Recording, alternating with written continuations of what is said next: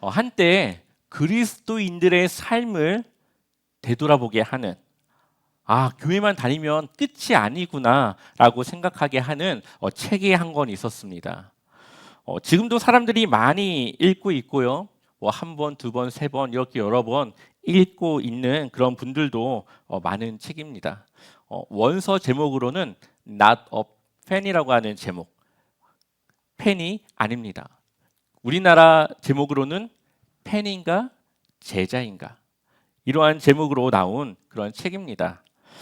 여기서 말하고 있는 팬은 예수님을 향한 환호를 가지고 예수님을 따르는 무리들입니다.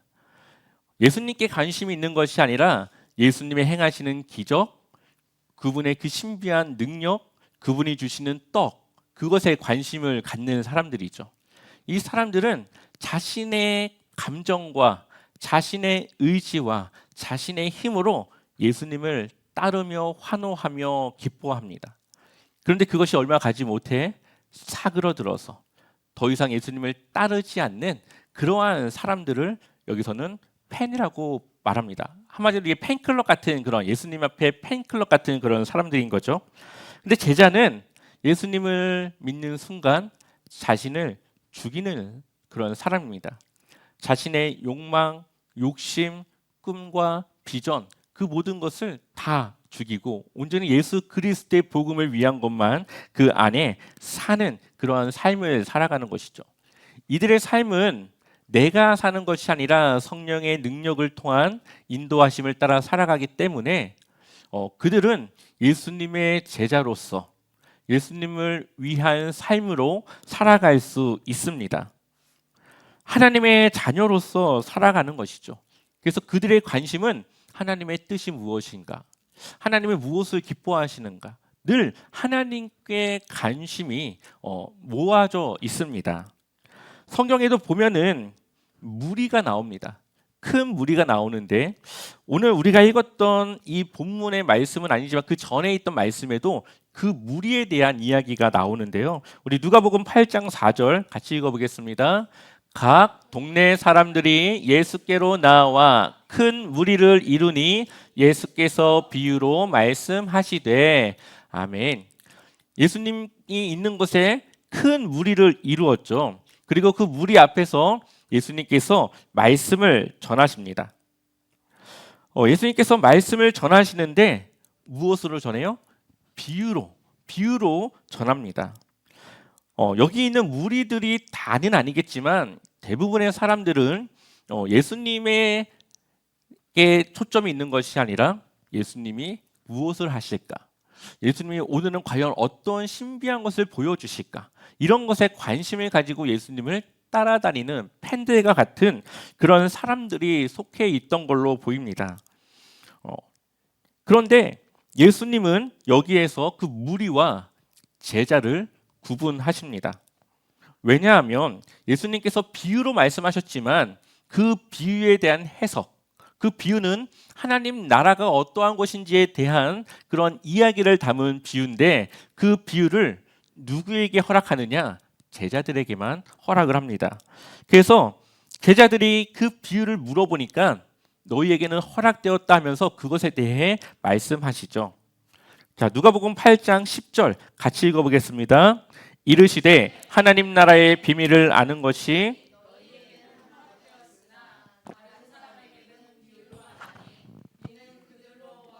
보지 못하고 들어도 깨닫지 못하게 하려 함이라. 아멘.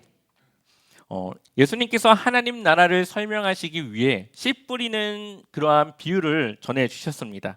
근데 그 비유라고 하는 것이 아는 사람들에게는 쉽게 그것이 와닿지만 모르는 사람에게는 비유는 난해한 이야기입니다. 근데 이때 당시 예수님이 비유를 전하셨는데 그 비유를 알까요? 사람들이 모르겠죠. 예수님께서 그것을 해석해 줘야만 그것이 무엇에 대한 어떠한 의미를 가진 비유인지를 알 수가 있습니다. 그리고 제자들에게는 그것에 대한 것이 허락되었기 때문에 제자들에게는 그 이야기가 무엇인지를 밝혀 주십니다. 그렇다면 예수님은 무엇을 가지고 무리와 제자를 나누고 있을까요? 왜 누구는 무리고 누구는 제자로 구분을 하고 있을까요? 오늘 말씀에서는 그것의 기준을 열매로 보고 있습니다. 어떤 사람은 말씀을 듣고 열매를 맺지만 어떤 사람은 말씀을 듣고 열매를 맺지는 못합니다. 그래서 열매를 맺느냐, 열매를 맺지 못하느냐, 이 두 가지에서 무리와 제자를 나눌 수가 있습니다. 다 잘 알고 있다시피 예수님이 네 가지 밭에 대한 비유를 말씀하십니다. 5절을 보면 씨 뿌리는 자가 씨를 뿌렸는데 어디에 떨어집니까? 길가에 떨어집니다. 싹도 틔우지 못하고 마귀가 그것을 가져가서 결국은 그 믿음을 갖지 못합니다. 흔히 복음에 대해 들었지만 예수님에 대해서 받아들이지 못한 교회 밖의 사람들, 들었지만 싹을 틔우지 못한, 믿음을, 교회 신앙생활을 아직 싹 틔우지 못한 교회 밖의 사람들이라고 볼 수가 있습니다. 6절을 보니까 덜어는 바위 위에 떨어졌습니다. 근데 싹이 났습니까? 안 났습니까? 났습니다. 근데 습기가 없어서 금방 말라 죽었죠. 그러니까 교회를 잠깐 나와서 조금 신앙생활을 하는 것 같은데 어느새 그냥 교회를 안 나와버리는 그러한 사람들. 그렇다면 우리에게 해당되는 비유의 이야기는 어쩌면은 이 세 번째와 네 번째일 수가 있습니다. 세 번째는 7절 말씀 같이 읽어볼까요?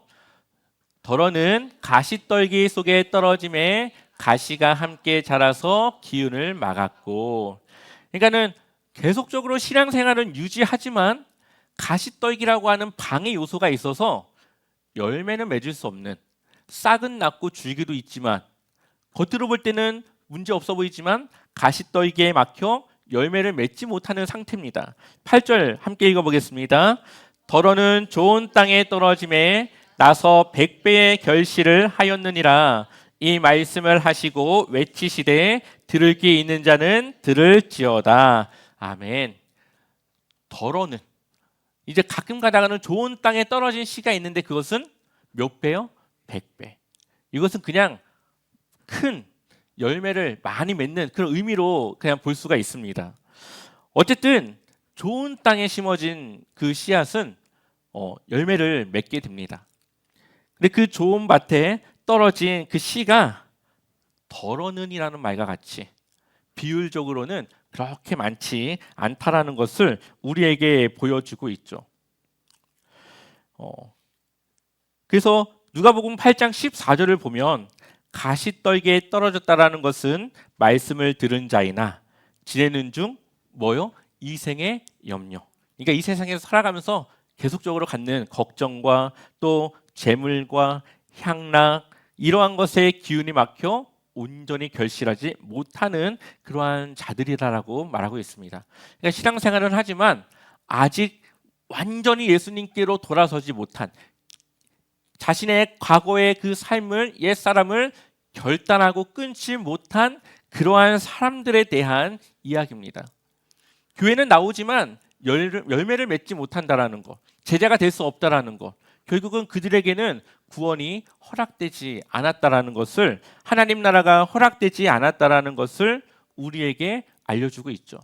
그래서 겉으로 볼 때는 똑같습니다. 똑같이 줄기도 있고 다 좋은 것 같지만 열매가 없는 것, 그 삶 속에 하나님의 말씀에 대한 순종이 없는 것, 이것이 이제 다른 것이죠. 근데 좋은 땅에 떨어진 씨앗, 15절 말씀 같이 읽어보겠습니다. 좋은 땅에 있다는 것은 착하고 좋은 마음으로, 아멘. 그들의 마음은 어떻습니까? 착하고 좋은 마음을 가졌고, 그러니까 이 씨가 하나님 말씀이 들어와서 그것을 자라나게 할 수 있는 마음의 준비가 돼 있는 그러한 사람들을 말합니다.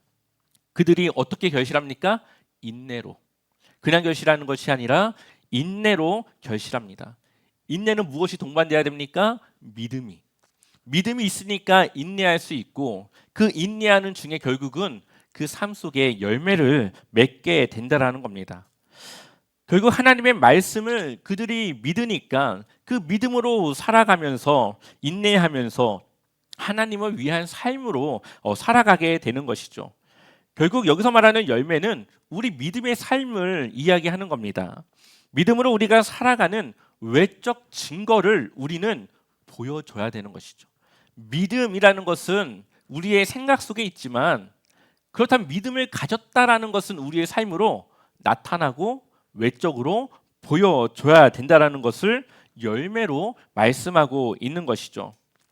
그래서 우리가 하나님의 말씀을 들었을 때, 여기 계신 성도님들의 말씀을 들었을 때 두 부류로 나뉩니다. 한 부류는 들을 때는 이해가 되고 받아들여지지만 나가서는 잊고 살아가는 그러한 분들이 있을 수 있고요. 또 한 부류는 그것을 마음에 새겨서 삶 속에 적용하고 순종하며 살아가는 분들이 있습니다. 누가 열매를 맺는 삶일까요? 두 번째, 그러한 삶을 살아가는 자들이 열매를 맺는 삶이겠죠. 자신의 삶에 바빠서 하나님의 말씀을 까먹고 그냥 내 마음대로, 그냥 내 생각대로 살다가 교회 와야만 내가 잘못 살았구나 깨닫고 다시 마음을 초기화시켜서 잘 살아야지 했는데 또 나가면 또 그렇게 살아가다가 또 와서는 또 그렇게 생각하고, 그러한 사람들이 바로 이 가시떨기에 떨어진 그러한 성도들과 같은 그러한 삶을 살아가고 있는 겁니다. 삶 속에 믿음의 열매를 맺지 못하는, 그래서 그리스도인이라고는 하지만 어딘가 제자로라고 하기에는 부족한 그러한 사람들을 말합니다. 여러분들의 마음은 어떻습니까? 여러분들의 삶은 어떠십니까? 말씀이 여러분들의 삶을 이끌어 가고 계십니까? 말씀이 여러분들의 삶의 중요한 기준과 삶의 방향을 만들어 가고 계십니까? 여러분들은 팬입니까? 제자입니까? 성경은 우리의 믿음을 막연하게 말하지 않습니다. 그냥 내가 믿음을 가졌으니까 믿음이 있구나 그냥 그렇게 생각하고 끝나는 믿음을 말하지 않습니다. 믿음은 내가 가지고 있으면 어떠한 방법이건 그것이 드러나게 되어져 있는 것이죠. 그것은 우리의 삶을 통해 그 믿음이 드러나는 겁니다. 우리 한번 누가복음 6장 46절 같이 읽어보겠습니다. 너희는 나를 불러 주여 주여 하면서도 어찌하여 내가 말하는 것을 행하지 아니하느냐. 아멘. 사람들도 예수님을 잘 믿지 않는 사람들 예수님을 주여 주여 나의 구원자이시다고 나의 주인이시다라고 고백하지만 그들이 어떻게 살합니까? 내가 말하는 것을 행하지 않다라고 말하고 있죠. 그러니까 우리의 말로 예수님에 대한 그런 신앙을 고백하지만 그것이 말에서 끝나면 그것은 믿음이 아니라는 겁니다.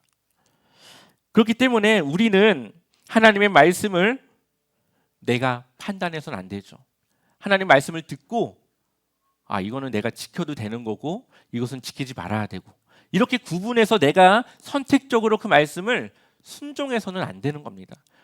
우리의 신앙생활 속에서 선택하고 결정해야 될 것들은 있지만 하나님의 말씀을 두고 그것을 내가 지킬 건지 안 지킬 것인지 그것을 내가 결정하고 내가 고르는 것은 아니라는 거죠. 하나님의 말씀은 지켜야 되는 겁니다. 다만 내가 부족해서 못 지킬 수는 있겠지만 그것을 지켜야 된다라고 하는 내 마음의 그 동기부여와 그 마음은 충분히 가져야 되는 것이죠. 그렇다면 하나님의 말씀은 왜 지켜야 되는 걸까요? 저는 여기에는 이유가 없다라고 생각합니다. 정말 제자인 사람들은 하나님의 말씀을 들으면 지켜야지 생각합니다.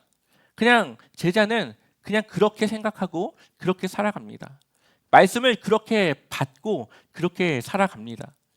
그런데 그렇지 않은 사람들은 고민하고 그것을 밸런스를 보면서 나에게 어떤 게 더 유익인지를 판단하면서 그렇게 하나님의 말씀을 골라서 내가 할 수 있는 것만 골라서 그렇게 살아가게 되는 것이죠.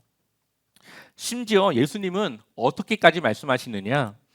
8장 20절을 보면 예수님의 그 형제와 그 어머니가 예수님을 찾아오게 되는데요. 어떤 이가 알리되 당신의 어머니와 동생들이 당신을 보려고 밖에 서 있나이다. 근데 예수님이 뭐라고 말씀하십니까? 21절 같이 읽어보겠습니다. 예수께서 대답하여 이르시되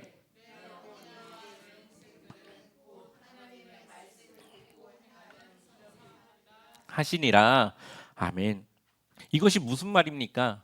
말씀을 듣고 행하는 자들이 하나님 나라에 속한 하나님의 자녀이고 제자인데, 아무리 나와 혈연 관계에 있는 나의 어머니, 나의 형제라 하더라도 그들이 말씀에 대해 순종하지 않고 말씀대로 살아가지 않는 그들은 혈연적으로는 내 가족일 수는 있겠으나 하나님 나라에서는 그렇지 않다.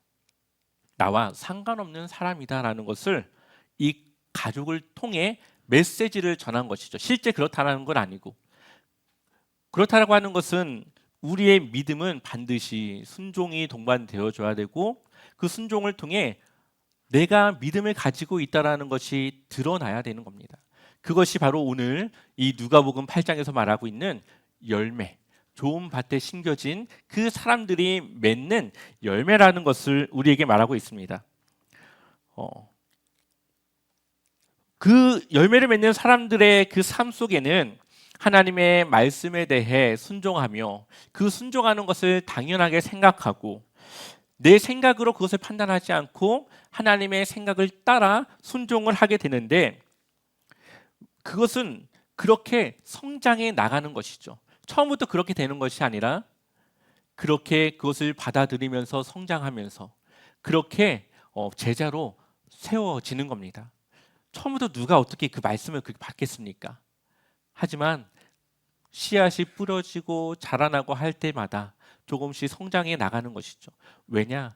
하나님의 말씀은 생명력이 있기 때문에 그렇습니다. 생명력이 있어서 우리에게 그 말씀이 들어왔을 때에 그것이 그냥 죽지 않고 우리의 삶 속에 스며들어서 그 말씀이 나를 변화시켜 나가게 됩니다. 마찬가지로 하나님의 말씀이 나를 이끌어 가야 되는 것이죠. 말씀을 무시할 수는 있습니다. 하지만 그러고 나서는 내 마음에 찔림이 있습니다. 내가 왜 그때 그 말씀을 그렇게 받아들였지? 내가 왜 그때 그것을 그렇게 선택했지? 다시 그 똑같은 상황이 왔을 때 내가 조금은 달라진 선택을 합니다. 그게 바로 성장이죠. 그게 열매를 맺어 나가는 것이죠. 그렇기 때문에 이 생명력을 가진 이 씨앗을 키워나가는 사람들은 변화해 나갑니다. 성장해 나갑니다. 히브리서 4장 12절 말씀 같이 한번 읽어보겠습니다. 하나님의 말씀은 살아있고 활력이 있어 좌우의 날선 어떤 검보다도 예리하여 혼과 영과 및 관절과 골수를 찔러 쪼개기까지 하며 또 마음의 생각과 뜻을 판단하나니. 아멘. 하나님의 말씀이 어떡합니까? 살아 있습니다. 힘이 있습니다. 그래서 우리의 온몸에 그것이 새겨져서 우리가 하나님이 원하시는 뜻을 구분하고 그것을 생각하며 살아갈 수 있도록 우리 안에 역사하는 그 힘이 있음을 말하고 있는 것이죠. 또한 고린도전서 4장 20절을 보면 하나님의 나라는 어디에 있지 않고요? 말에 있지 않고 어디에 있습니까? 능력에 있습니다. 우리가 아무리 말로 믿음에 대해 말하고 내 삶에 대해 말하고 아무리 입으로 그럴싸하게 말해도 내 삶의 능력이 나타나지 않으면, 내 삶의 그 열매가 나타나지 않으면 하나님 나라는 그 사람에게 없다. 하나님의 자녀가 아직은 아니다라는 것을 말하고 있습니다. 여기서 말하는 능력은 변화를 말합니다. 내가 말로 보여주는 것이 아니라 내 삶으로 내가 변화되어져 가는 것을 말하죠. 그래서 교회에서 보면은 정말 외모적으로 또 성격적으로 절대 예수님 안 믿을 것 같은 분들이 간혹 이렇게 있습니다. 근데 그분들의 옛날 그 과거의 이야기를 보면 정말 그럴 분인데 어떻게 그분이 예수님 믿게 돼가지고 완전 새로운 삶으로 살아가는 것이죠. 이게 바로 능력입니다. 하나님 말씀이 내 안에 역사하는 능력이죠. 그 대표적인 사람이 바로 바울이라고 하는 사람입니다. 바울은 뿌리가 깊은 유대인이었고 기독교인을 적대하던 사람이었고 그의 고집은 너무 세서 누구도 그의 그 고집과 생각을 바꿀 수 없는 그러한 성품과 성격을 가진 그러한 사람입니다. 그런데 그가 기독교인을 박해하고 잡아내는 것이 하나님이 가장 기뻐하는 일이라고 생각했습니다. 그래서 그 일을 하다가 예수님을 만나게 되었고 그가 변화되게 되는데, 그것이 사람의 힘으로 되는 겁니까? 아니죠. 아마 바울을 설득하려고 누군가가 했다면은 바울은 더 좋은 언변으로 그것을 받아치면서 자신의 논리를 이야기했을 겁니다. 그러니까 사람이 믿음을 갖는 거, 사람이 예수님 믿는 것은 사람의 논리로 설득해서 되진 않습니다. 그냥 그 마음에 믿음이 들어가야 되고 그 믿음을 통해 변화되어지는 것이죠. 그래서 사람이 구원받고 변화되어지는 것은 하나님께 달려 있습니다. 하나님이 그 사람을 변화시켜 주시고 그 사람의 마음에 믿음을 심어 주시면 변화되는 겁니다. 그것을 우리는 옆에서 돕는 거죠. 하나님이 하시는 일을 우리가 돕는 겁니다. 그렇게 바울이 바뀌어지게 됐는데 180도 달라진 삶을 살아갑니다. 근데 그가 바뀌어진 이유가 있습니다. 그는 말씀에 정통한 사람이었는데 구약의 그 말씀들이 예수 그리스도라고 하는 이 인물을 딱 넣으니까 딱딱딱 맞아 떨어지는 거죠. 그리고 그가 그 말씀을 통해 변화되게 되고 그 복음을 전하는 삶을 살아가게 됩니다. 하나님의 말씀은 우리 안에 열매를 맺는 겁니다. 그 말씀은 우리 안에 능력으로 나타나는 겁니다. 그래서 바울도 하나님의 말씀을 순종하려고 하지만 그것이 쉽지 않았던 걸로 보입니다. 우리가 성경으로 볼 때는 간단하게 나오니까 바울은 좀 나랑 다른가 봐. 어떻게 이렇게 살았지? 어떻게 이렇게 평생을 주님을 위해 헌신하며 살았지? 우리가 좀 다를 것 같지만 바울은 우리와 다르지 않습니다. 그도 두려웠고 갈등이 있었고 유혹이 있었고 여러 어려운 방해 요소들이 있었지만 그가 그리스도께 복종하기 위해서 그는 이렇게 했다라고 고백합니다. 고린도전서 9장 27절 같이 읽어보겠습니다. 내가 내 몸을 쳐 복종하게 함은 내가 남에게 전파한 후에. 아멘. 실제로 자신의 몸을 치진 않았을 겁니다. 하지만 그렇게 하는 그 간절한 마음과 그 모습으로 어떻게든 그 구원의 그 곳에서 내가 이탈하지 않게 하기 위해서, 내가 복음을 전해서 누군가는 그것을 믿고 구원받지만 내가 혹여나 거기에서 이탈해서 구원과 멀어질까 두려워하여 늘 자신의 마음을 다잡고 하나님께 기도하며 그 마음을 지켰다라는 거죠. 우리의 삶은 쉽게 살아가지는 않습니다. 믿음을 가지고 살아가는 삶은 쉽게 이루어지는 삶은 아닙니다. 그렇기 때문에 하루하루 기도할 수밖에 없고 하나님을 의지할 수밖에 없고 정말 그 복음을 전하며 살아가는 그 삶에 내가 순종하며 헌신할 수 있게 해달라고 하나님의 능력을 구할 수밖에 없습니다. 그런데 우리는 어떻습니까? 여러분들은 어떻게 하십니까? 혹시 기도하면서 내가 기도했으니까 저절로 그냥 내가 순종할 수 있게 되겠지라고 기다리면서 순종하지 않았으면 아직 성령의 능력이 나에게 역사하지 않나 봐 혹시 생각하진 않으십니까? 성령의 능력으로 하는 것이기 때문에 그 능력이 내 삶에 나타나지 않아서 내가 아직은 연약해서 그렇게 살아갈 수 없다라고 생각하십니까? 하지만 우리가 하고자 하는 믿음으로 그 길을 갈 때에 그 능력은 나타납니다. 바울이 두렵지만 복음을 전하고자 마음을 먹고 그 길을 나설 때에 성령이 인도하셔서 복음을 전해야 될 곳으로 전하시고 그를 도울 수 있는 자들을 만나게 하시고 그의 동역자들을 만나서 함께 팀을 이루게 하시고 바로 그러한 일들이 성령을 통해서 이루어지는 것이죠. 우리가 하나님의 말씀에 기꺼이 순종하는 마음과 믿음으로 살아갈 때 우리는 좋은 열매를 맺을 수가 있습니다. 물론 순종하지 못하고 말씀대로 살아가지 못하는 나름의 이유가 있을 겁니다.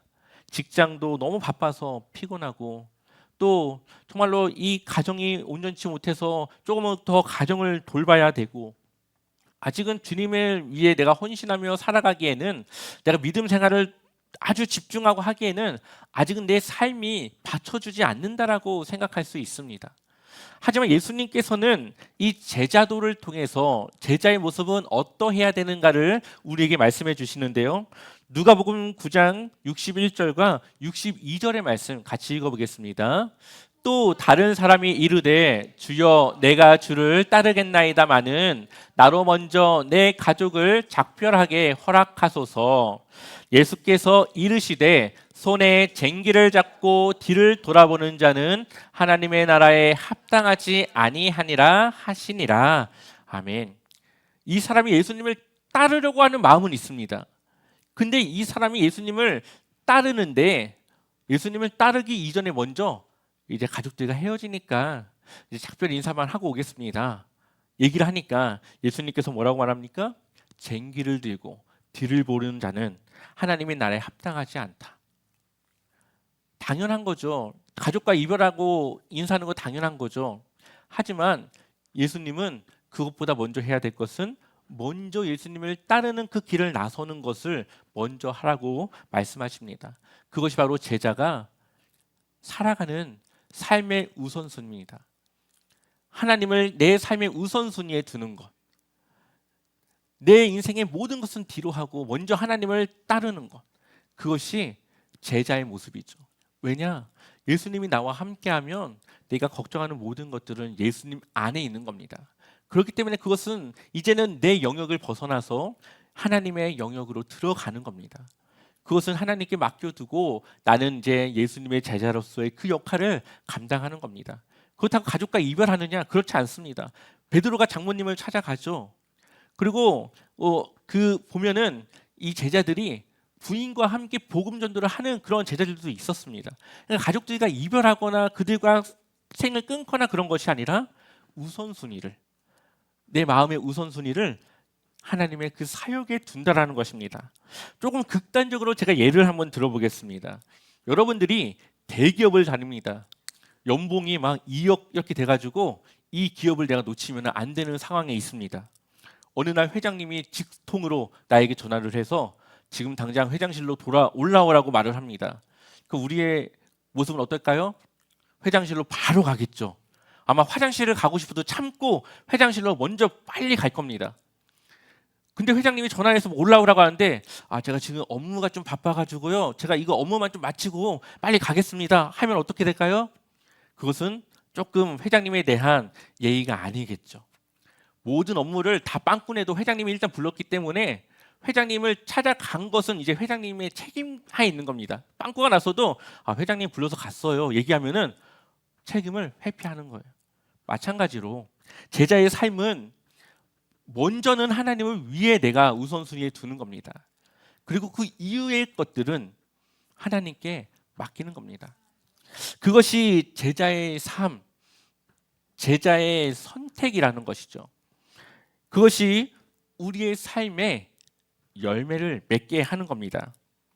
그래서 5장 11절을 보면 그들이 베드를 육지에 대고 모든 것을 버려두고 예수를 따르니라. 예수님께서 베드로를 부를 때 베드로가 했던 행동입니다. 또 레위 마태를 부를 때 5장 28절 같이 읽어보겠습니다. 그가 모든 것을 버리고 아멘. 예수님이 부르는 그 즉시 모든 것을 버리고 예수님을 따릅니다. 제자들이 예수님께 제가 따르면 뭐가 좋나요? 왜 따라야 되나요? 이야기하지 않습니다. 그냥 따릅니다. 왜 그러냐?